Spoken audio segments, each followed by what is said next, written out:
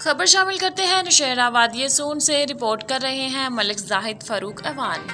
Inspector general of police Punjab Rao سردار علی خان اور D P او خشاب محمد نوید کے احکامات پر ڈی ایس پی سرکل عامر عباس شرازی اور ایس ایچ او ملک عامر شہزاد ایوان نے تھانہ نوشہرہ میں کھلی کچہری کا انعقاد کیا۔ انہوں نے کہا کہ شہریوں کی جان و مال کی تحفظ کا خیال رکھنا ہماری اولین ترجیح ہے۔ منشیات اور جرائم کو ختم کرنے کے لیے صحافی اور سول سوسائٹی تعاون کرے۔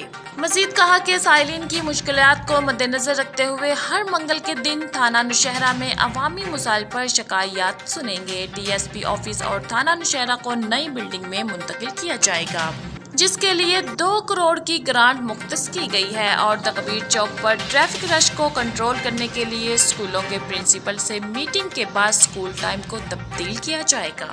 انہوں نے سائلین کی مسائل سن کر میرٹ پر حل کرنے کے احکامات دیے۔ اس موقع پر ایس ایچ او ملک عامر شہزاد، ملک محمد فیاض، محمد رمضان اور سٹاف تھانہ موجود تھے۔ اہل علاقہ نے ایس ایچ او ملک عامر شہزاد اور ان کی ٹیم کی کارکردگی کو سراہا۔